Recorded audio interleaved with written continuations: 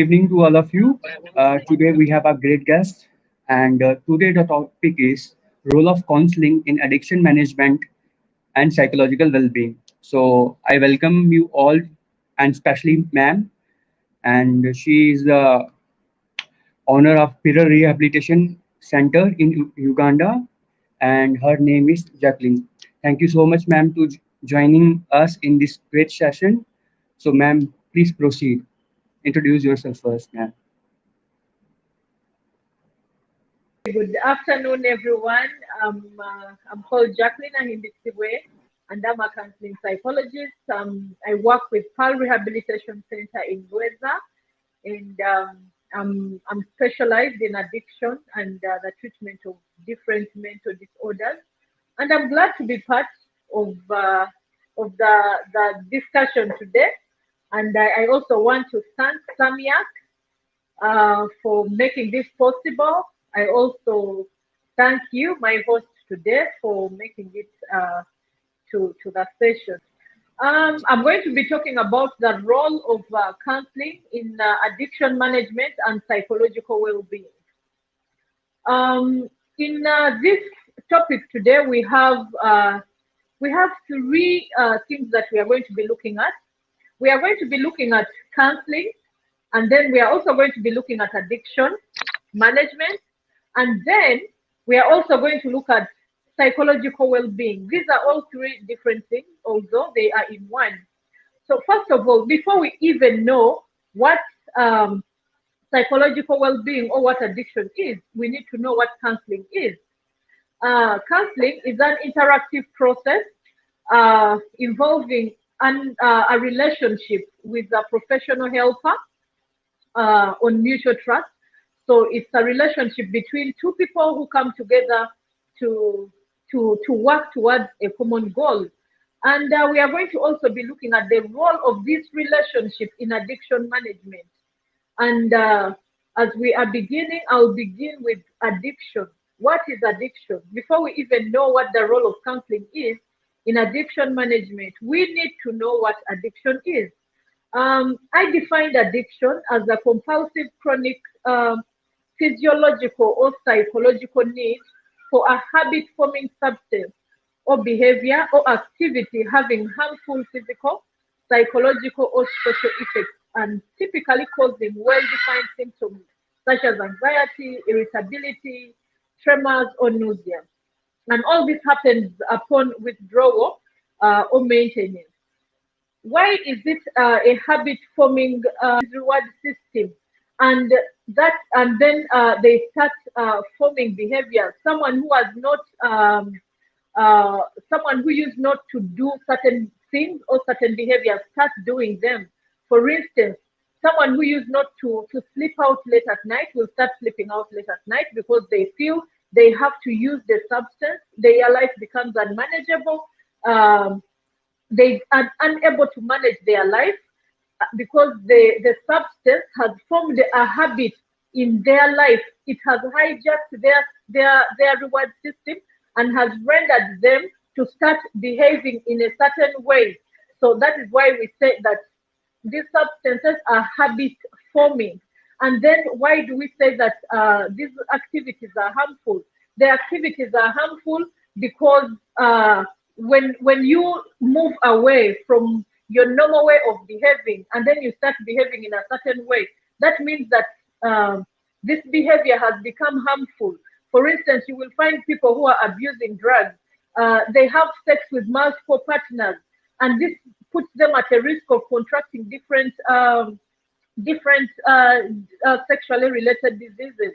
And then it is psychological because what prompts you to go and abuse? Some people abuse because they want to relax. Others abuse because they are so overwhelmed, because they are having stressful situations in their life, and so they are trying to find a way to run away from these problems that they are having.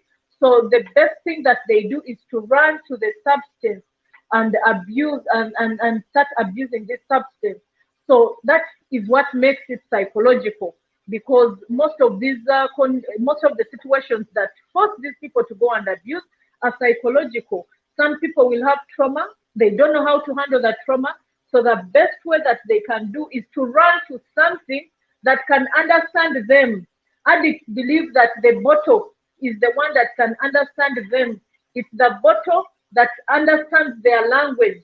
So when they are together, they speak the same language. We even see some people in bars. They speak to these bottles because they feel that bottles understand them. They speak to the substances that they are abusing because they feel that these substances understand them more than anyone else. That is where a counselor comes in. A counselor comes in to try and understand this person. This person is feeling rejected. This person is running away from some of the realities that are happening in his life. So he is trying to find a ground where he can be comfortable. So a counselor will come in and help this person to feel comfortable. So that is what we are going to be seeing as we continue in our presentation. You can just put for me the second slide, please. So what we need to note is that not all substance abusers will be physically addicted. And this means that they won't suffer withdrawal symptoms should they try to stop. However, if they continue abusing, there is a high probability that they could fully be addicted. So I'm not saying that everyone who drinks or everyone who uses these substances will be addicted. However, using them creates a susceptibility for you, and a ground for you to become addicted, because these substances go into the body and then they hijack your brain's functioning system. And there is a high probability that you'll become fully addicted. And then once you reach a stage of physical dependence, then it will become a little bit harder for you to stop this behavior or to stop abusing the substance. So we need to also note that substance abusers who are not addicted are often able to escape this negative behavior without too much help. We've seen people who normally say that, I don't need help to get off the substance that I'm using. And they wonder why others need help. You could be using, but if you have not yet reached that physical level of dependence, it means that you are not yet addicted, although you are creating a soft ground for you to become addicted. So just finding out the dangers involved can be enough motivation to change their lives or to change your life. Some people have been have gotten some of the dangers that are associated with abusing a substance, and while others have not. For instance, you are at a susceptibility of developing different cancers, different lung diseases, and so when some people see that they have developed these conditions, they are able to stop it before it aggravates into a more tougher condition. However, there are those who just can't. If you find that you cannot get off a substance, even after finding out that you have all these problems, you have divorced probably with your spouse, the children, you're fighting all the time, you're violent at home and at work, that means that you have now, and yet you can't get off the substance, that means that you have now fully become dependent on the substance. We have people who are facing all these challenges, but they still continue to abuse because the substance, they've become so dependent on the substance, and this becomes very hard for them to change, and that is where someone will need rehab. That is where I've just explained what would show someone that they have become dependent, and also someone else who has not yet become dependent. So now we can look at some of the common reasons for substance abuse. We have so many reasons that can cause people to abuse different substances. We have peer pressure, we have trauma. People go through different traumatic experiences, and these experiences make them to go and abuse because they have no one to talk to, because they have no one they can turn to tell their trauma, or even if they can talk to them, thank you so much, it has finally come, or if they can talk to them, you find that these people will not listen to them or understand them. So what they do is they end up running to the substance, but they forget that running to the substance is not the solution, because the substance will only offer you a solution that will not even last for a day. It will only offer you a solution for that moment. It will help relax you. It will help create those good feelings because your dopamine will be so high. But it's not going to create. It's not going to create a lasting solution. And then we have boredom. Some people are just bored. They don't know what to do. They will run and start abusing because they have nothing to do. They are hopeless. They are helpless. And at that moment, the only thing they can do is to run and start abusing. And then we also have people who have different conditions, and these people have different conditions. Want to go and get medication or painkillers that are going to help them, and this creates a self-medication to deal with a mental disorder or to deal with a medical condition that someone is facing. So in the process, they go and then they start abusing the substances. For instance, we have people who have cancer and they say that medicated marijuana is very good for them. However, people don't know the difference between medicated marijuana and the marijuana that is got from the garden. So in most cases, when they go, they start abusing this substance or weed, and in the process, they get hooked or addicted. Remember, the purpose for abusing the substance was good because they wanted to relieve pain. But the way they wanted to relieve pain is what was not good. So when you have pain, instead of self-medicating yourself, it is better that you go, you see a doctor, and then it's the doctor that will prescribe for you the medication that you can use. We also have relationship problems. People are having so many problems in their relationships. And instead of seeing a counselor or talking to someone who is who will understand them more, they go and start abusing the substances because they feel it will create a relaxing effort, a relaxing outcome, and then it will take away their pain that they are having. We also have people who just want to feel good, who just want to relax. So in the process, they go and abuse these substances. Probably they heard about it from someone. Someone who is an abuser told them that, you know what, when you take these substances, they help you to feel relaxed. So those are some of the reasons. And teenage rebellion, some children are just rebellious. No matter how much you talk to them, no matter how much you tell them, they are trying to experience the world, although they are doing it badly. So they will run and start abusing these substances. And then we also have people who do it to forget their worries. Some people do it because of financial worries. They are having so many financial problems, they don't know what to do, so they end up going and abusing the substances. You can take me to the next slide. And then other people abuse because they want to deal with stress. Others have lost their loved ones. We have some people who have personality disorders, and then others will want to boost confidence, just to boost their confidence. We've seen people who say that I cannot vibe a girl unless I drink, or others will say I cannot pick up a fight unless I'm under the influence. So all these reasons can make someone go and start abusing. And then we also have those who have grown up in homes where alcohol is considered to be normal behavior. It's normal to drink.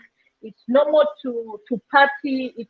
It's very normal in their culture or in their homes, especially in homes where the parents use these substances as a means of survival.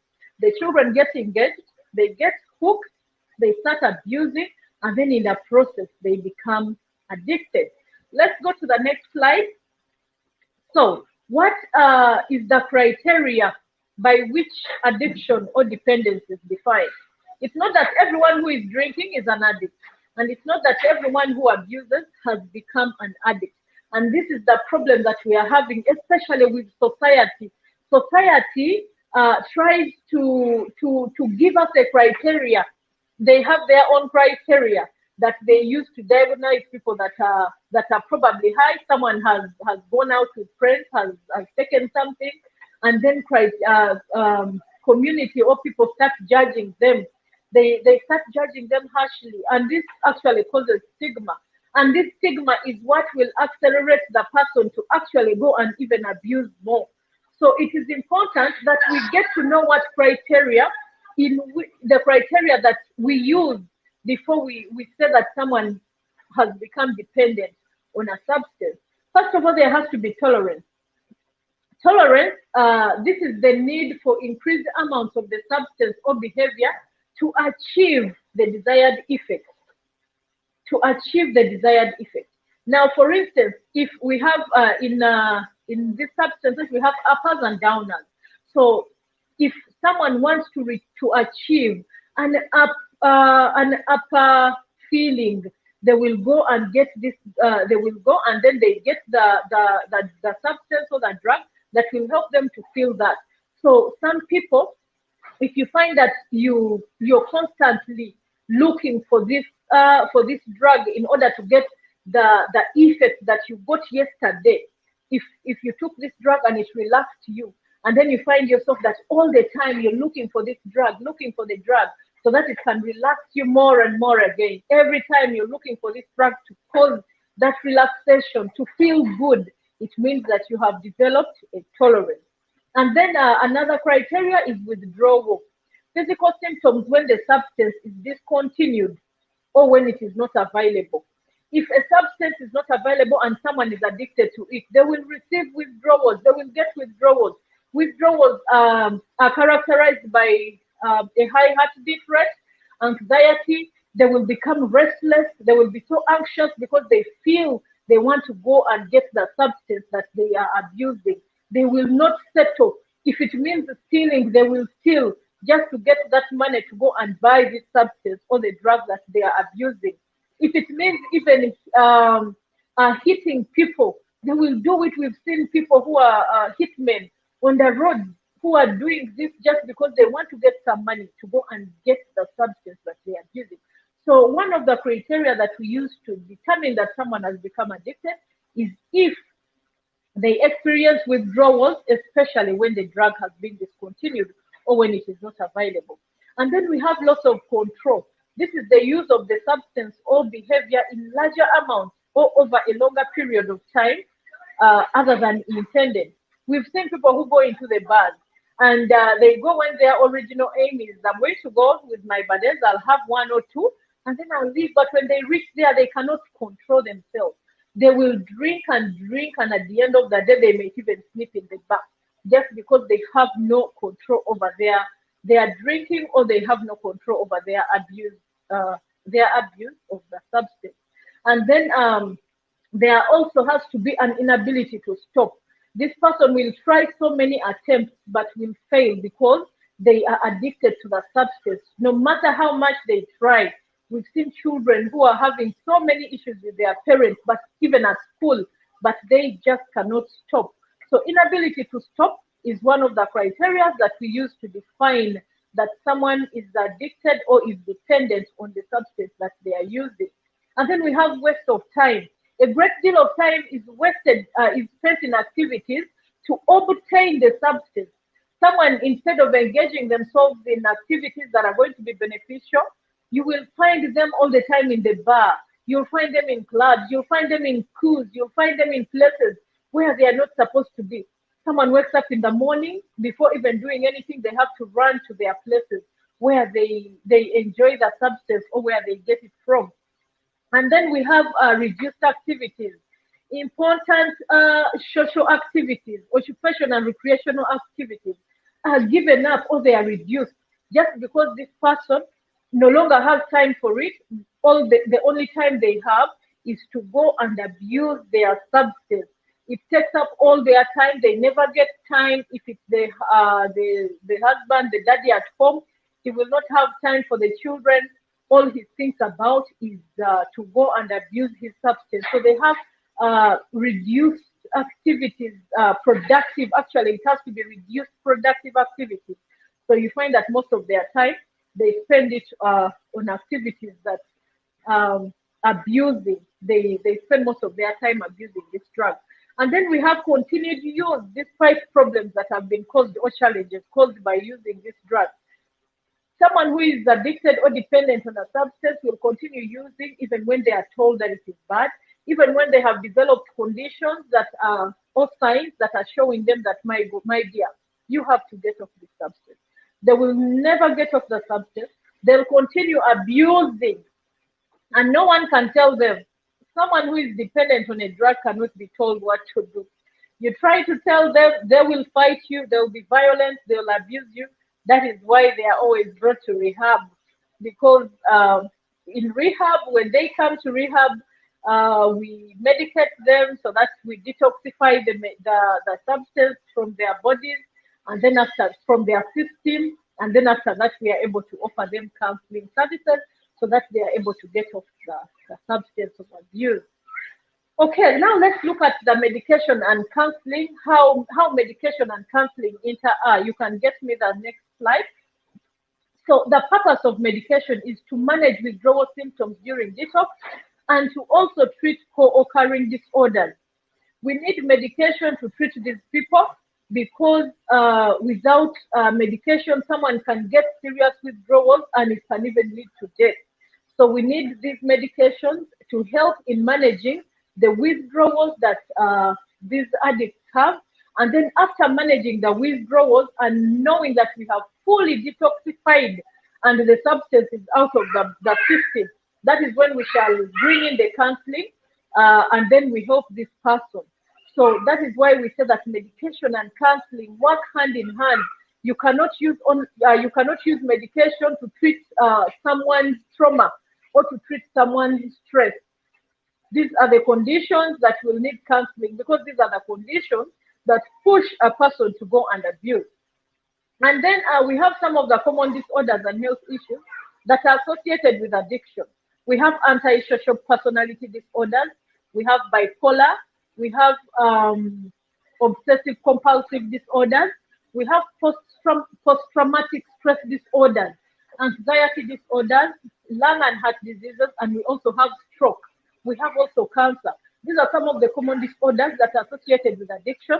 Some people run to addiction, or I mean to the substance, in order to relieve the symptoms that they are having, or the symptoms of the mental disorder that they are having, while others instead run to abuse the substance because they are having those conditions.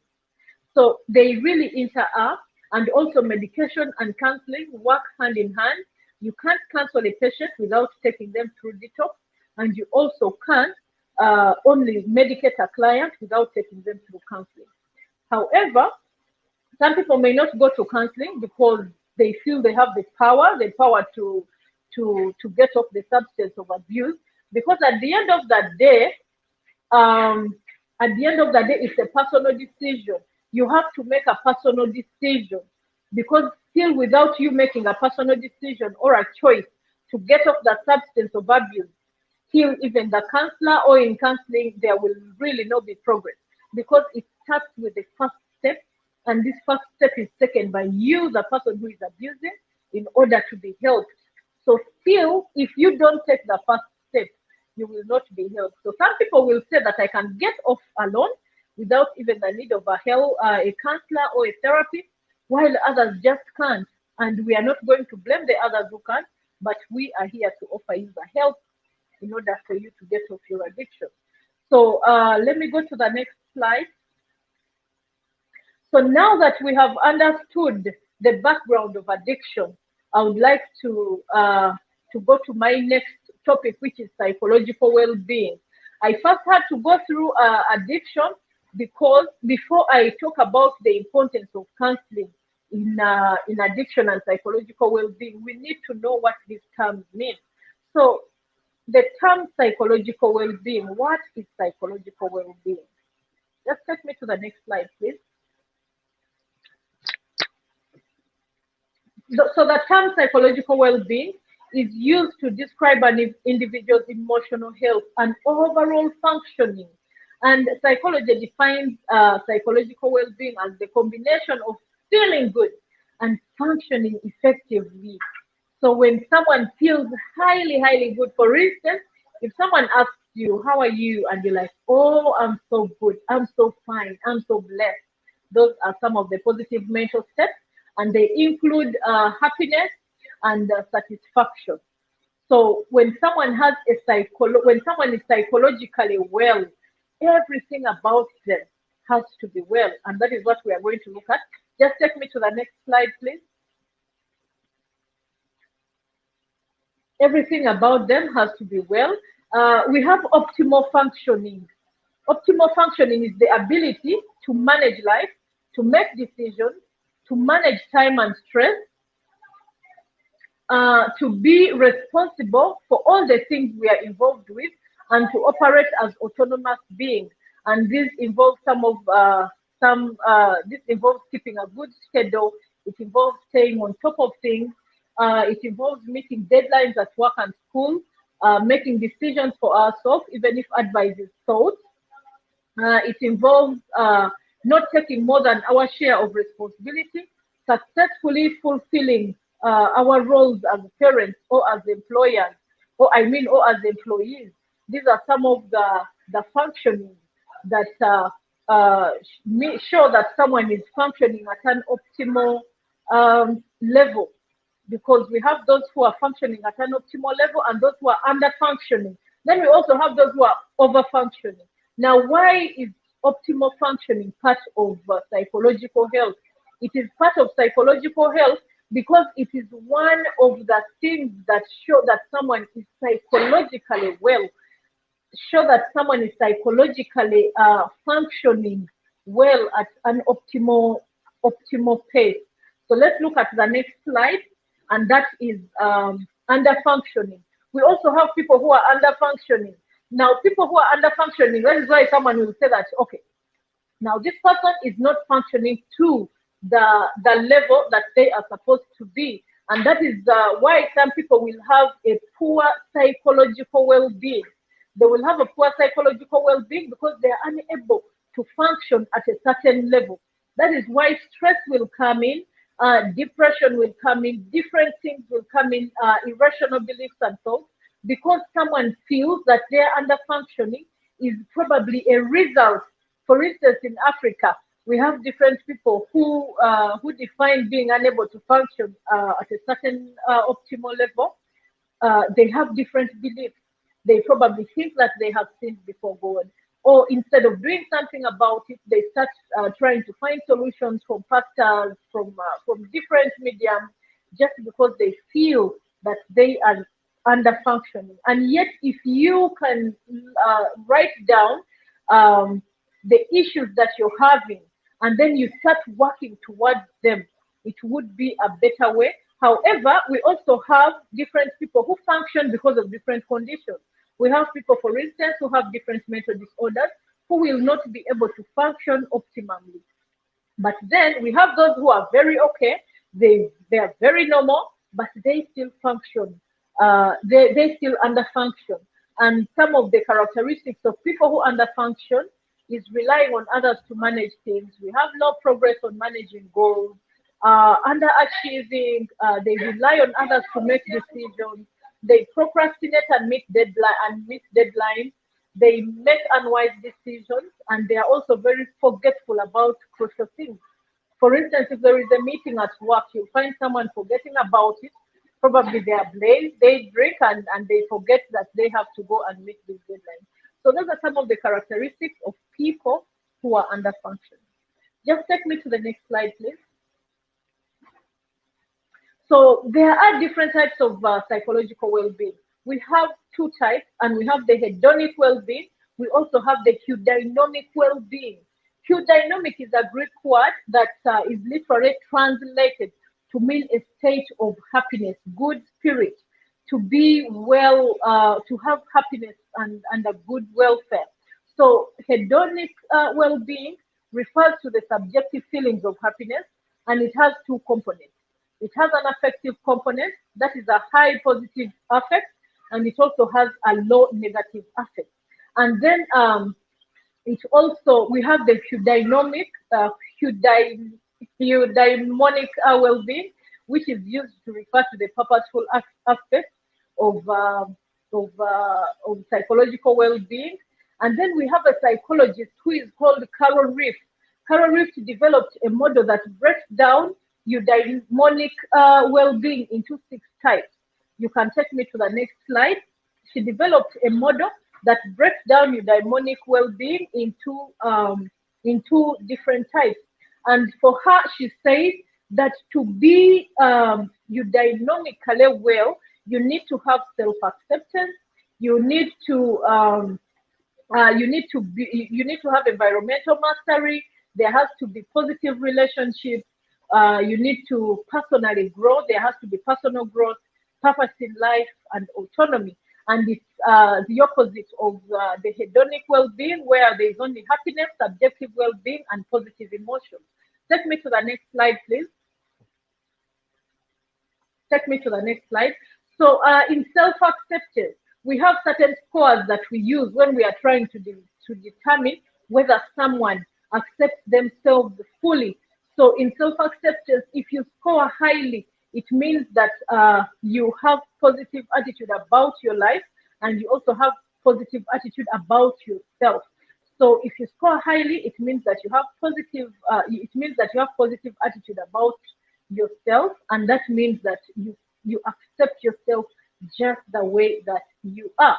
And so in most cases, when we are trying to measure these strands, when someone scores highly in all of them, it means that they have a high optimal they have an optimal functioning. And when they score low, that means that they have they are not they are underperforming. And so that is where we can get to know that someone is now susceptible to getting stress and getting depression and other related medical disorders or medical conditions. So we have environmental mastery. If you are able to score at a high degree, it means that you can make effective use of opportunities, and you have a sense of mastery in managing everyday affairs and creating situations to benefit your personal needs. So if you score high, it means that you have a high optimal functioning level, or it means that you are psychologically fit in that. And then we also have positive relationships. If you score highly in positive relationships, that is in regard to the tests that we normally do, it means that you can engage easily in meaningful relationships with others, and that includes reciprocal empathy, there's intimacy, affection, and willingness to share your time with others and to also engage in community activities. So if you share, if you score highly in positive relationships, it means that you also have you can function at an optimal level, and you are really good to go. So we have also the personal growth. Now, personal growth, if you score highly in personal growth, it indicates that you're able to develop. You continue to develop. You're welcome to new experiences and ideas that challenge the way you think about the world. It means that you're open-minded. It means that you're optimistic, and it means that you're ready to face a world that is full of challenges, and you can also make good decisions that will help to better your life. So let's look at the next slide, where we also have purpose in life. So if you're able to score highly on purpose in life, it means that you have you're strong goal oriented, and your conviction, you have a strong conviction that life holds meaning. So some people don't even bother they think life doesn't hold meaning, and that means that they become hopeless, they become helpless, because they feel that they are living for nothing, and even if they do, it all ends to nothing. They don't have any meaning in life. So that one makes them to have an underscore in psychological well-being. So if you have a high score in purpose in life, that means that you are psychologically fit. So we have autonomy. If you score highly, this indicates that you are independent and you regulate your behavior independently of social pressures. You don't need pressure to dictate your life. We've seen people who have started abusing, or people who do things because they've been influenced by peer pressure. So if you are able to regulate your behaviors, you're able to regulate those peer pressures, it means that you are psychologically and emotionally stable, because you're able to make your personal decisions and choices, without anyone influencing you, or without anyone influencing you, whether it is positively or negatively. You're able to make your own decisions, and you're able to regulate your behavior in all circumstances that you find yourself in. So that is autonomy. And having power in autonomy means that you are psychologically well. Let me take a look at the next slide as I come to an end of my presentation, and I then welcome the questions, the different questions that are running through. When we look at the role of now counseling in addiction and psychological well-being, the role of counseling is to help clients recognize problematic behaviors. Counseling also empowers the clients to take action and change these behaviors. Counseling helps clients to understand the complex road to recovery and to offer support for the difficult journey that is lying ahead. It is never an easy journey, but when you have support, when you have a support system, when you have people who are supporting you, people who are ready to walk this journey with you, that even when you fall, they still help you get up and assure you that it is possible. Sobriety is possible. So that's the purpose of the counselor, to help you know that. And then counselors also help the client to rebuild bonds that have been fractured or that have been broken. In this, when people start abusing substances, relationships are broken. Trust is broken between them and different people. So when they start on their journey to recovery, they want to rebuild back these broken relationships that they have created. So a counselor will be there to help you rebuild. A counselor will act as a mediator for you in this moment so that you can get back those broken relationships. So counselors also develop programs that essentially revolve around advocating healthy life choices. They will develop for you, you and the counselor. It's not actually the counselor who will do it alone. You will develop it with the counselor to help you to develop healthy life choices, other than, and then you replace them with the choices that you have been making that have been making you run to the bottom. And then a counselor will also help you to boost your self-esteem, and a counselor will help you to cope with pain, because there is nothing that you can do. Pain will be there, but how are you going to cope with this pain? That is where a counselor will come in to help you cope with this pain. Thank you so much, Sam. That is the end of my presentation. And if there are any questions that you would like to ask, please, they are welcome. Thank you so much, ma'am, for such a nice presentation. You have covered the topic very well, and I think audience will understood about the psychological well-being, about the role of counseling, and especially addiction. You have explained in detail that addiction is not just whatever we listen or see in generally, but it is far beyond it.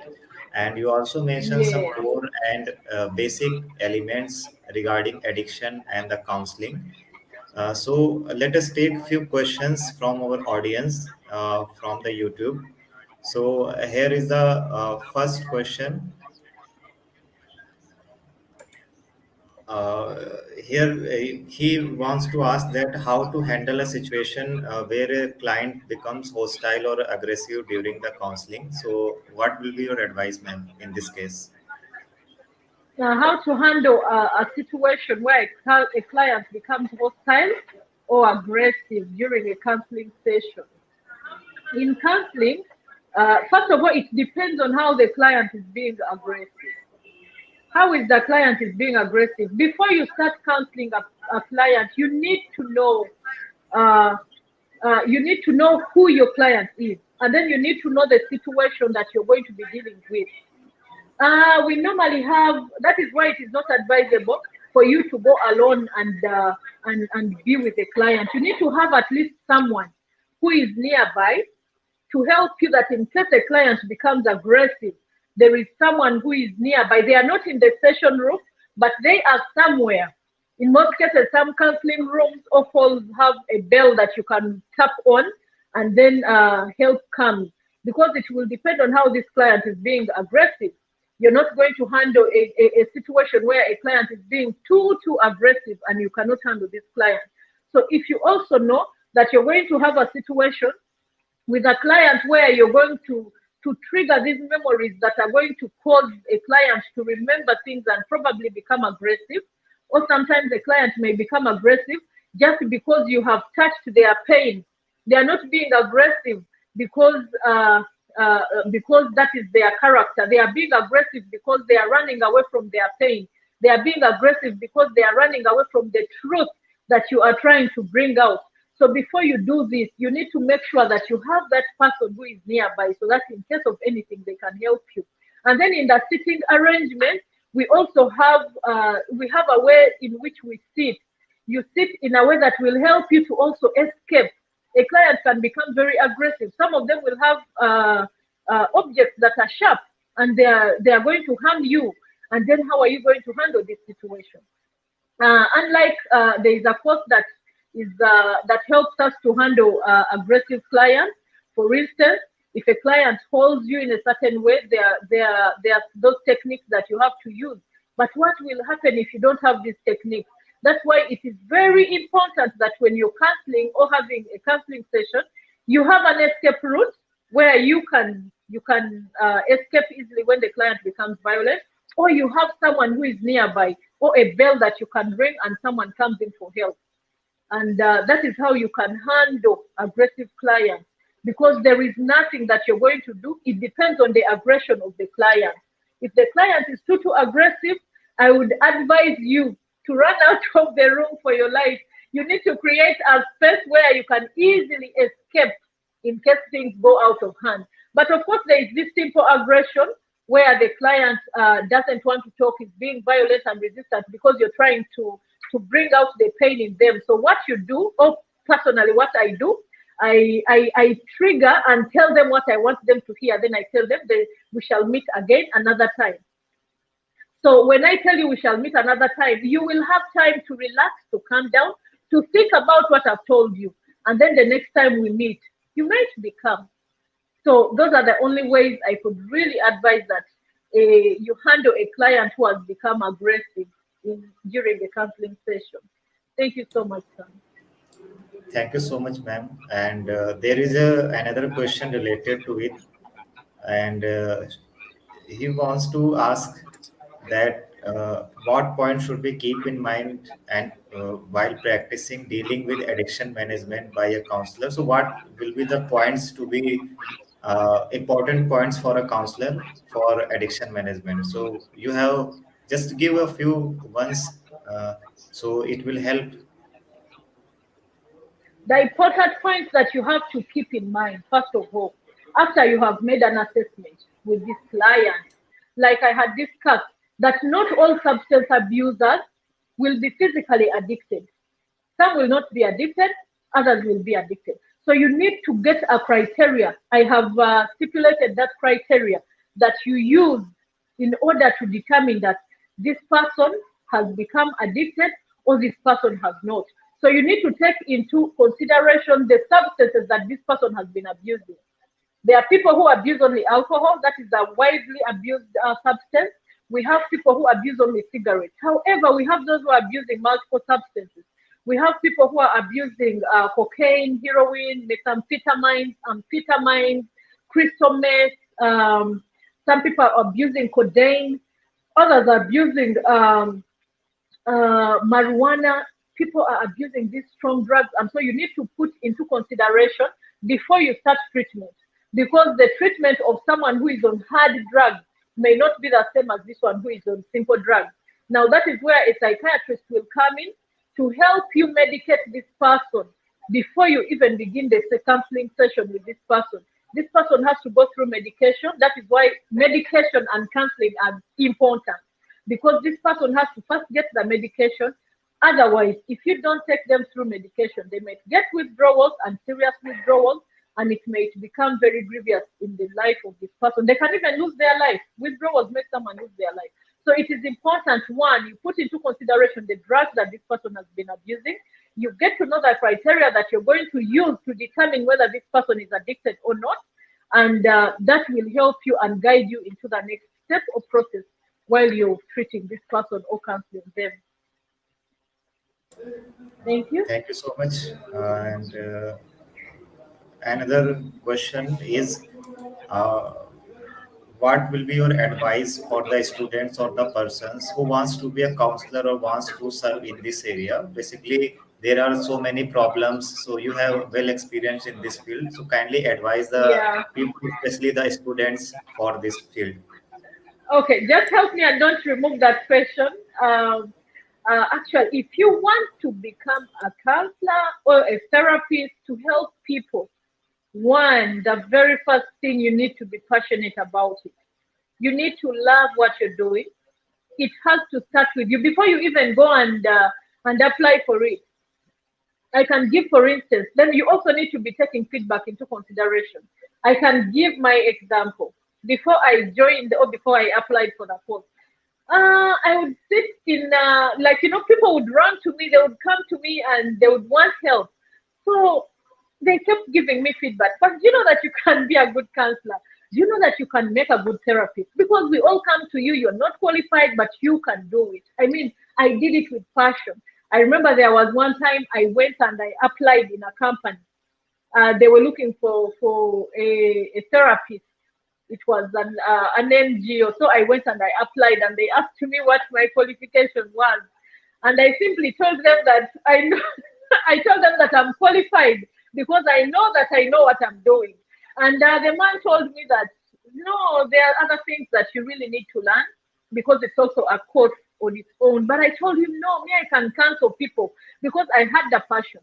So in order to be a counselor, you need to have the passion. If you don't have the passion, you are going to mislead people. You're going to do things for your own self gain. But you need to have the passion so that you'll be able to do it from your heart, not from the outside, but from your heart. You do it from your heart, knowing that you want to help your clients and seeing your clients become better every day is the best feeling that will happen to you in life. So you need to be ready. You need to have the passion for it. That is if you want to go and apply for it. And then after that, go and apply for it. Listen to feedback. When they give you feedback, how do you know who you want to be or who you are? People give you feedback. And that feedback, you can also use it to know that I think I can do this better. And then you can also look deeply into yourself, introspect into yourself. Who are you? You need to know who you are before you go into this profession. Because, and then another thing, you need to let go of all the pain. You need to first work on yourself. You need to work on yourself. First, let go of all those emotions in case you're having any traumas in your life, you're having any disappointment. You need to have let go of all those. Be free so that you're able to handle other people. You cannot handle people when you're having your own pain. That is why even as counselors, we have fellow counselors. We have our counselors who we run to in case we need help or in case we are overwhelmed because we have to work on ourselves every day and constantly before we even work on someone. You can't give what you don't have. So you give only what you have. So you need to first develop the passion for it, work on yourself, know who you are, and then you go and apply for the course. Thank you. Thank you so much, ma'am. As per my opinion, you have made some important points for it, and as per your experience. And first thing I want to say that now there is no doubt you are a good counselor, therapist. After this presentation, you have a very in-depth Ah, knowledge about the topic, so people and audience thank will you. easily understand. And first thing you mentioned, that is the passion. It is very mandatory. If we are not Yeah, passionate regarding it, there will be no use of it. Second thing you very true. mentioned about the self-assessment, that we have to assess ourselves by our own, through the feedback or through other means. We have to assess us continuously. And the third one is most important, that is a nature of introspection. As we introspect ourselves, we will upgrade ourselves day by day. So you have made it very well, and I think the people or the students can easily understand what are the important points for this Thank profession, you. not for this profession, but anything they want to do with their future, they have to keep these points in their mind. So No. these are the few questions from our audience side. And A question from my side. Many people, when I share your poster, ma'am, many people wants to know about the Pearl Rehabilitation Center. So, what are the services providing by it? So, kindly provide a brief description about the Pearl Rehab Center, so people will more understand about it. Pearl Rehabilitation Center is a center that is found in Uganda, Kampala, and that is in Lweza in particular. And we offer some services. We offer rehabilitation services to people who are mentally ill or mentally sick. And then we also offer counseling and psychotherapy treatment to people who have become addicted to different substances. We also offer help to people who just want to relax. If you feel like you want to relax from the noise out there, it's causing you too much stress, just come to a Pearl Rehabilitation Center and relax your mind and go back out when you're good to go. So we have different services that we offer at Pearl Rehabilitation Center.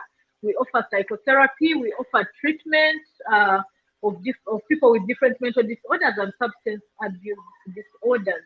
So you can visit us. It's a beautiful center, and it's off Entebbe Road. You just get Chigo Road as you're going to Entebbe Expressway. So you can come in and pop in anytime, and we shall be able to help you. Thank you so much, ma'am. You are really doing great work for humanity, and serving Yes. people and resolving the mental issues is very humble and noble work. I think so. And thank you so much, ma'am, for today's time. Such a nice and wonderful presentation. And with Thank you this so much. knowledge, I can read Katerega Juliet, and she's saying wonderful presentation. Thank you so much, Katerega Juliet. and Um, Thank you for till being part of the presentation. yes. So I hope that we will meet again with a new topic very soon to enlighten the people and to help the people in such a way. And at last, before winding up the session, what will be a conclude message, or what will be your message to hold the world and humanity through this session? What will be your conclude message today's session to hold the humanity? My message to humanity: be good, love your fellow brothers and sisters. It costs you nothing to be loving, to be kind, um, to not only people who are having different mental disorders, but to everyone, because you can never tell what someone is facing. You can never tell the problem someone is facing in their life. Someone may not tell you what they are going through. Just be good, just be kind. When you meet people uh, who are having uh, different issues and you don't know about them, people who are projecting their anger. You may not know why these people are projecting their anger, but if you sit down with them and you look deeply into their issue as to why they are behaving the way they are behaving, you'll be amazed. So be compassionate to your fellow brothers and sisters. War, violence is not the solution. The solution is to love your fellow brothers and sisters. Where does love start from? Love starts from your mind. Someone will say, okay, love starts from God. Yes, it does, but love starts from your mind. What you're putting in your mind, what you're constantly feeding in your mind. What are you constantly feeding in your mind? That is what is going to determine how you respect people, how you love people, and how you relate with people. Because if you have a negative mind, I was teaching about psychological well-being, and one of the issues that show that someone is not psychologically well, the mind, that the information that you're giving your mind is what will determine how you behave to others. So you need to have good thoughts in order to be able to give who you are, or to give the good thoughts to others. So if you constantly have bad thoughts, then honestly, we are going to have a whole lot of bad thoughted people moving around. But if you have good thoughts, you're going to behave well towards your fellow people. You're also going to love people genuinely from your heart. You are going to to take people's issues into consideration, because you are full of love. And when you're full of love, you'll be able to give it out. So that is what I can tell my people out there and all humanity. We have the feeling, this divine feeling in our mind, in our heart and the soul, and try to explore in everyone, try to love with a divinity, uh, with full of compassion towards every creature on this earth or the planet, especially in human beings. So thank you so much, ma'am, for such a wonderful presentation.